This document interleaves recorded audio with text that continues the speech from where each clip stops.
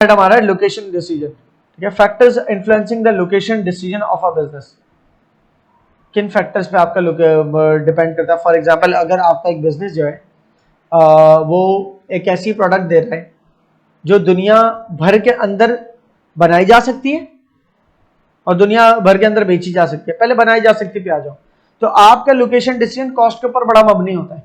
आप कहते हो कि यार मैं जो प्रोडक्ट बना रहा हूं अपने मुल्क में रहते हुए बना रहा हूं, मेरे मुल्क में अगर जो है ना लेबर कॉस्ट बहुत हाई है, तो why don't I take this production unit to some other country जहां पर चीप लेबर मिल जाए और वहां से माल प्रोड्यूस होने के बाद शिप करवा लूं।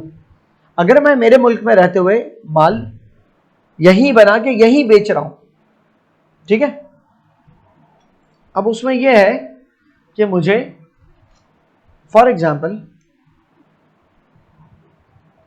आई मैन्युफैक्चर सेल फोन्स, ठीक है। वैसे तो असेंबल ही होते हैं, मैन्युफैक्चर जीरो से तो कोई नहीं करता है, सारे मोबाइल फोन के कोई चिप कोई और बना रहा है, कैमरा कोई और बना रहा है, एलसीडी स्क्रीन कोई और बना रहा है, लेट्स सपोज सब मैं ही बना रहा हूं, ठीक है। सो मेरे हाँ वेज रेट जो है लेबर का, मिनिमम वेज रेट गवर्नमेंट की तरफ से अनाउंस्ड है $25, ये मिनिमम वेज रेट है, इससे नीचे नहीं, कम से कम इतना तो देना ही देना। एक कंट्री है जहां पर ये पर आवर, और एक कंट्री है जहां पर वेज रेट पर आवर जो है ना स्किल्ड लेबर, ये भी स्किल्ड लेबर ही है, वो स्किल्ड लेबर जो है वो ₹1000 पर आवर लेती है, सही। अब आप सोचते हो ₹1000 पर आवर ले रही है, तो वो तो मेरे लिए $10 भी नहीं हुए, $5 भी नहीं हुए, $5 से भी कम हुए, सही ना। तो एक कंट्री जहां पर मैं $4 या $3.5 बल्कि आज के रेट के हिसाब से देखा जाए $3.5 पर आवर, ठीक है। $1000 है, ₹1000 है, और ₹1 मिसाल के तौर पे $1 जो है वो लेट्स सपोज ₹80 का या ₹275 का, जो भी अभी चल रहा है रेट मुझे नहीं पता, डिवाइड बाय 280 कर लो तो ऑलमोस्ट $3.5 का पड़ा ना वो इन डॉलर टर्म्स, तो वहां पर $3.5 है। थोड़ी बहुत रेट फ्लक्चुएशन हो सकते हैं, एक्सचेंज रेट तो फ्लक्चुएट होता रहता है, 3.5 4 और 3 के दरमियान ही रहेगा जो भी होगा ना। इससे बहुत एक शॉर्ट रन के अंदर तो बहुत ज्यादा बढ़ता, इतना $25 तक तो नहीं जा सकता ना, ठीक है। तो वहां पर मुझे सस्ता पड़ेगा। अच्छा, ये फॉरेन लोकेट नहीं कर देना है, और भी चीजें देखने, क्या मेरा बिजनेस लेबर इंटेंसिव है भी कि नहीं, मुझे लेबर की इतनी रिक्वायरमेंट ही नहीं है, ज्यादा मशीनरी है, लेबर कम है, तो फायदा क्या रिलोकेट करने का। चंद लेबर है, चंद लेबर के लिए आप जो है ना इतना पर आवर बचा के क्या कर लोगे कि मैन्युफैक्चर करके वो माल फिर वहां से यहां तक शिप भी तो करना है, पूरी शिप के अंदर फ्रेट कॉस्ट लगेगी, आपकी ट्रांसपोर्टेशन कॉस्ट लगेगी, वो सब कौन देखेगा। लेकिन आपको लगता है कि मेरे पूरे महीने के जो है वो let's suppose may be 10,000 hours होते हैं लेबर के, तो हर घंटा लेबर का जो है आप $21.5 बचा रहे हो, ठीक है ना। तो आप कह रहे हो मैं इन एक्चुअल टर्म्स $215,000 एक्चुअली बचाऊंगा अगर मैं रीलोकेट करता हूं, लेकिन सिर्फ ये बचाऊंगा लेबर के केस में। अब वो माल रिलोकेट कर तो दिया बनाने के लिए, लेकिन वो माल बन के आने का कितने में पड़ा पता चल रहा है $300,000 लगेंगे आने में, तो बेकार है रिलोकेट करना। लेकिन वो माल बन के मेरे पास सिर्फ $50,000 में ही आ सकता है हमारे डोर स्टेप पे बन के, तो इसमें से ये माइनस कर दिया आपने, ठीक है। तो वो $165,000 की फिर भी बचत हो गई ना मुझे, सही। तो मैं रिलोकेट क्यों कर रहा हूं, कॉस्ट की वजह से, यहां पर क्यों कर रहा हूं, कॉस्ट की वजह से। कुछ होते हैं जो कॉस्ट की वजह से नहीं, लेकिन फिर भी रिलोकेट करते हैं कि मैं महंगी ऐसा हो सकता है उधर भाई कि कोई बंदा सस्ती जगह से महंगी जगह पर ले जाए। आपके मुल्क में एक चीज बन रही है सस्ती, लेकिन आप उसको महंगी जगह पर जाके बना रहे हो, ये कैसे पॉसिबल। ये तो पॉसिबल है आपके मुल्क में बन ही ना सकती हो, या तो मटेरियल ना हो या लेबर ना हो उस चीज को बनाने की, तो आप भले आप कहोगे ना बनाने से भले महंगा बनवा लो, लेकिन जहां बन सकता है वहां बनाओ ना। लेबर आपके पैसे तो बहुत कम ले रही है, लेकिन उनको वो कंस्ट्रक्शन ही नहीं आती जो आप कंस्ट्रक्ट करवाना चाह रहे हो। आप जो है मतलब स्ट्रॉन्ग प्रूफ बिल्डिंग बनाना चाह रहे हो किसी किस्म की, डिजास्टर्स जिसको हर्ट ना करें एक सर्टेन लेवल तक, अर्थक्वेक्स ना गिरा पाए उस बिल्डिंग को, एक ऐसी फ्लेक्सिबल बिल्डिंग बनाना चाह रहे हो लेकिन आपके पास एक्सपर्टीज नहीं है उसकी, आप क्या करोगे? आप लोकल लेबर से थोड़ी वो काम करा सकते हो, आप बाहर से लेबर लाओगे। ये नहीं कहूंगा कि उधर भाई मैन्युफैक्चरिंग यूनिट चेंज कर दूं, भाई बनानी तो यही है। इस केस में लैंड का पीस काट के फिर वहां बिल्डिंग बना के वहां से उठा के यहाँ नहीं रखोगे, यही बना तो लेबर बाहर से लेके आओगे ना। तो जिस तरह लेबर आप बाहर से ला सकते हैं इस तरह प्रोडक्शन यूनिट भी पूरा कहीं और रिलोकेट कर सकते हैं। क्यों? क्योंकि कोई आपके स्पेसिफिक प्रोडक्ट है जो यहाँ पर बन ही नहीं सकती। हवाई जहाज बनाने, अगर मशीनरी लगाने का पैसा है, हवाई जहाज बनाए, एयरक्राफ्ट के इंजन बनाने की आप यूनिट खोलना चाहते हो, ऑलरेडी आप कार्स के अंदर बड़े जो है ना बहुत बड़ी ब्रांड हो, रोल्स रॉयस एक बहुत बड़ी ब्रांड है कार मैन्युफैक्चरिंग के अंदर, अब वो चाहती है कि एयरक्राफ्ट के इंजन बनाती है, तो वो अपना प्रोडक्शन यूनिट वहां रखना चाहेगी जहां पर उसकी लेबर मौजूद हो, राइट, जहां पर और रिसोर्सेज मौजूद है जिसके, वो ये नहीं देखी कि मैं किस मुल्क से ताल्लुक रखती हूँ कंपनी तो मैं उसी मुल्क में रहूं। बिजनेसमैन ये नहीं देखता, बिजनेसमैन मुनाफा देखता है, नहीं मैं जिस मुल्क में हूं मैं वहीं अगर खोलूं तो वहीं के लोगों को जॉब्स मिलेंगी, वेरी गुड इनफ। अगर आप इस विजन के साथ काम करो, लेकिन आपका this part of your vision is not being a businessman, this part of vision is being a servant of the society. Then नहीं, लेकिन प्रॉफिट तो मैं फिर भी कमा रहा हूं, लेकिन जो कमा रहे हो उससे ज्यादा कमा सकते हो अगर कहीं और आप रिप्लेस करो अपनी मैन्युफैक्चरिंग, कहीं और रिप्लेस करो जब बिजली सस्ती पड़ती है, तो वहां बिजली, क्योंकि आपके काम के अंदर ज्यादातर मशीनरी यूज होती है, आप यही मशीनरी किसी और मुल्क में लगाओ जहां बिजली सस्ती है तो आपकी मैन्युफैक्चरिंग सस्ती पड़ेगी आपको, सो एट दैट पॉइंट आप प्रॉफिट तो ज्यादा वहां कमा रहे हो। लोकेशन के factors affecting location of manufacturing business है, उसके लोकेशन डिसीजन किन चीज़ों के ऊपर बेस्ड अपॉन होते हैं, ठीक है, इसने 9 एक बता दिए। फिर सर्विस सेक्टर का बिजनेस है, जो मैन्युफैक्चर कुछ नहीं करता, सर्विस प्रोवाइड करता है, तो वो किन चीज़ों पे मबनी है, उसका लोकेशन डिसीजन। देखो क्लाइमेट भी फैक्टर लिखा हुआ है यहाँ, factors affecting the location of a service sector business. तो मैन्युफैक्चरिंग सेक्टर, अच्छा मैन्युफैक्चरिंग सेक्टर के लिए तो पावर भी बड़ी इंपॉर्टेंट है, water supply, power supply, transportation वगैरह, खैर सर्विस सेक्टर के लिए भी चीज़ें जरूरी है, ठीक है। पॉलिटिकल स्टेबिलिटी भी देखी जाती है, आप चाहो तो पेस्टल को ध्यान में रखो, political, economic, social, technological, legal, environmental.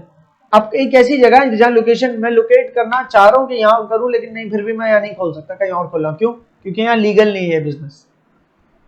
Transport infrastructure बेहतरीन है, वाटर सप्लाई, इलेक्ट्रिसिटी सप्लाई, लेकिन यहाँ पर मुझे हुकूमत की तरफ से अलाउड नहीं है मेरा ऑयल एंड गैस के जो है ना रिफाइनरी खोलना, क्यों? उसकी वजह रेजिडेंशियल एरिया है। समझ में आ गई ना? तो लीगल फैक्टर्स भी तो हो सकते हैं जिसकी वजह से आप लोकेशन डिसीजन डिसाइड करते हो। टैक्सेस, टैक्स बड़ा बहुत एक बिजनेस है कि किसी कंट्री की पूरी कंट्री चेंज कर देता है, क्यों? क्योंकि वहां जिस जगह टैक्स कम है वहां जाके अपना बिजनेस बेस करते हैं। जहां जिन कंट्रीज में टैक्स कम होते हैं या टैक्स नहीं होते वो कंट्रीज कहलाते हैं टैक्स हेवन्स। ये जन्नत वाला हेवन नहीं है, ये हेवन का मतलब होता है सेफ्टी, है ना, सेफ हाउस कह लो, जहां पर सेफ्टी हो आपको।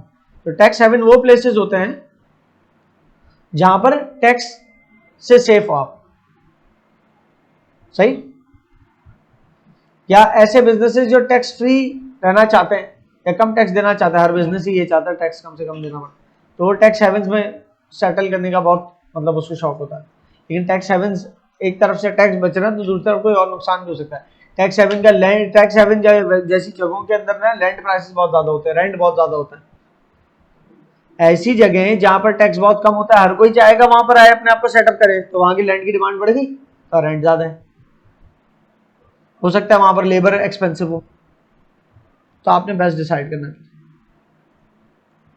ये समरीज है, factors affecting service sector, factors affecting location of manufacturing sector, जो ऊपर गई ना हेडिंग जो उन्हीं की सम अप है। Factors to consider when deciding the country to locate, अब ये वही सारी बात है व्हेन यू जस्ट लाइक, अगर आप locate in a different country कर रहे हो तो बिजनेस की लोकेशन कहाँ होनी चाहिए? With in the country.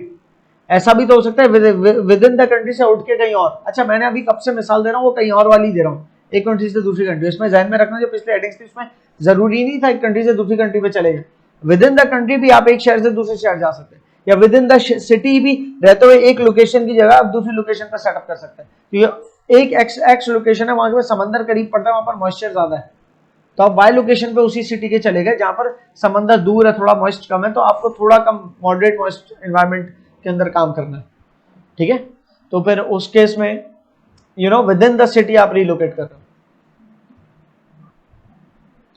The role of legal controls on location decisions, तो लीगल वो भी आते हैं बाकायदा, जैसे इन्वायरमेंटल रिस्ट्रिक्शंस आ सकती है कि किसी स्पेसिफिक टाइप ऑफ बिजनेस जो है स्पेसिफिक इन्वायरमेंट वाली जगह पर नहीं ऑपरेट कर सकता, कोई रेजिडेंशियल एरिया पे कोई स्पेसिफिक बिजनेस ऑपरेट नहीं कर सकते, मैन्युफैक्चरिंग टाइप के बिजनेस रेजिडेंशियल एरिया पे जैसे कि नहीं लग सकते।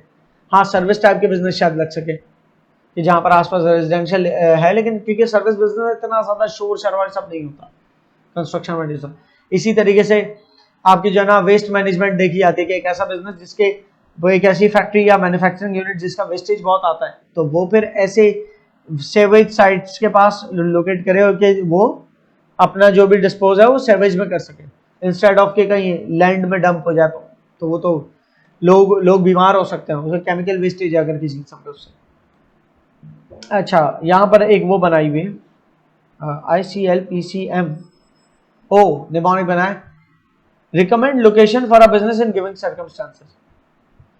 मतलब वही पीछे जितना ही अभी 3 पेज है ना, मोर और लेस सिमिलर बात कर रहे हैं, लेकिन आहिस्ते आहिस्ते करके आपको इस चीज पर पुख्ता करते चले जा रहे हैं कि आप ये समझ जाओ लोकेशन डिसीजन में कितने किस्म के फैक्टर्स इन्वॉल्व इंगेज्ड हैं।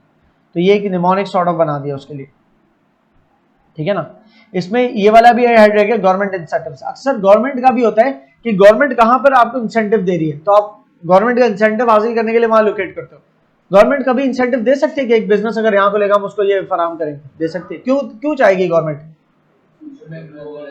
उस एग्जैक्टली अगर वो कोई रिमोट एरिया है, दूर दराज का एरिया, गवर्नमेंट चाहते हो वो एरिया डेवलप हो, वहां पर पॉपुलेशन भी बने, तो जहां पर बिजनेस सेटअप होते हैं तो वहां पर जॉब्स क्रिएट होती है, जहां जॉब्स क्रिएट होते हैं वहां लोग अपना लोकेट भी होना शुरू हो जाते हैं, सही ना। और गवर्नमेंट चाहती है ऐसे दूर दराज के इलाकों के अंदर ग्रांट्स वगैरह देना कि जो बिजनेस यहाँ को लेगा हम उसको टैक्स नहीं लेंगे, जिसने अपना यहाँ पर बिजनेस खोला तो वहाँ जो है ना उनको हम जो है ना ग्रांट्स फराहम करेंगे, उनके लिए रोड इंफ्रास्ट्रक्चर गवर्नमेंट फराहम करेंगे। क्यों चाहते गवर्नमेंट चाहती है कि अर्बन सिटी पॉपुलेशन से डिस्ट्रीब्यूट होकर पॉपुलेशन जाए रूरल एरियाज में, ताकि एक बैलेंस क्रिएट हो, पॉपुलेशन बैलेंस। जैसे चाइना है, चाइना को आप 2 हिस्सों में तोड़ सकते हो, ठीक है ना, बाय पॉपुलेशन।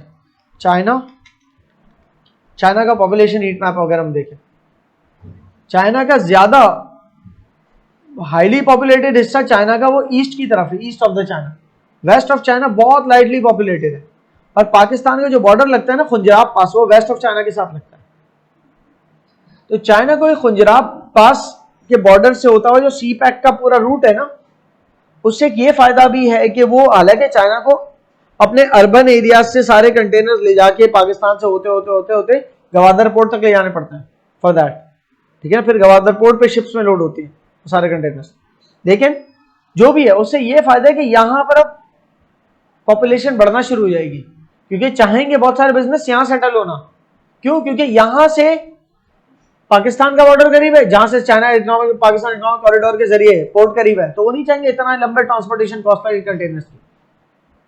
क्लियर है? तो जहां वहां बिजनेसेस खोलेंगे तो क्या होगा, पॉपुलेशन भी बढ़ेगी, ठीक है। तो ये तो एक हो गया सी पैक की वजह से एक फायदा। फिर चाइना हो सकता है ग्रांट्स भी दे ऐसे बिजनेसेस को कि जो यहां पर बिजनेस सेटअप करेगा उससे हम टैक्स फ्री रखेंगे, समथिंग लाइक दैट।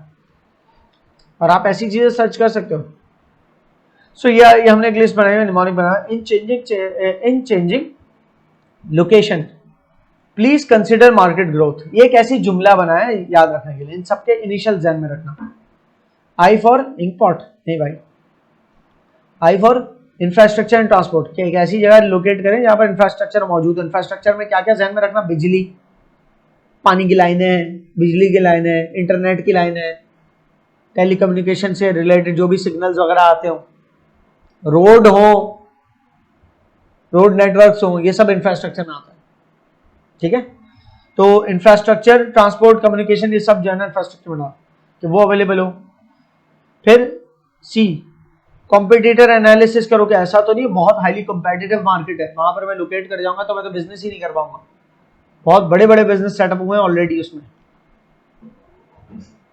लेबर कि लेबर वहां जो है अवेलेबल है कि नहीं हमारे काम के हिसाब से, स्किल्ड लेबर जो हमें चाहिए वो है ही नहीं, तो उस मुल्क में भले सस्ती लेबर है लेकिन स्किल्ड नहीं, फायदा क्या। प्रॉक्सिमिटी, पी से प्रॉक्सिमिटी, प्रॉक्सिमिटी मतलब नियरनेस, करीबी, कि जो हमारी टारगेट मार्केट है उससे कितनी करीब है, आगे वहीं बना के करीब करीब मार्केट में भेज देना। और ये सब क्या बैलेंस निकालना होता है, उसमें देखते हैं सबसे ज्यादा इंपॉर्टेंट आपके फैक्टर्स कौन से हैं। आप कहते हो हमारे लिए टारगेट मार्केट इतना इंपॉर्टेंट फैक्टर नहीं, क्योंकि वैसे भी हमारी प्रोडक्ट्स जो है ना होलसेलर को जाती है, एक रिटेलर को नहीं जा रही। तो होलसेलर के लिए तो हम बल्क में एक दफा जमा करके एक कंटेनर में भर के बेच सकते हैं, दूर भी हो तो क्या है, सही। तो कभी कभी टारगेट मार्केट की प्रॉक्सिमिटी मैटर करती है, नहीं करते।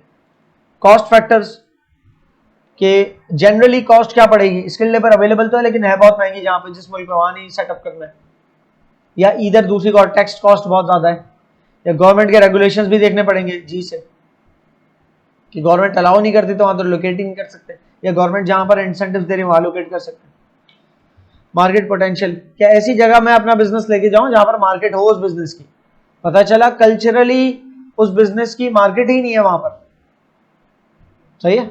फॉर एग्जाम्पल बीफ की मार्केट शायद वहां पर नहीं होगी जहां पर हिंदूज है कल्चरली, वो नहीं खाएंगे काउ बीफ, कैरा बीफ तो खा लेते, काउ बीफ नहीं खाते, मतलब बफलो को तो खा लेते हैं, बफलो को काउस की कैटेगरी में नहीं लेते वो तो, बल्कि कैरा बीफ का तो सबसे बड़ा दुनिया का एक्सपोर्टर ही शायद इंडिया है, सबसे बड़ा या सेकंड नंबर पे होगा काउ बीफ, लेकिन काउ को बफले से अलग रखते हो, तो काउ का बीफ आप वहां नहीं बेच सकते हो।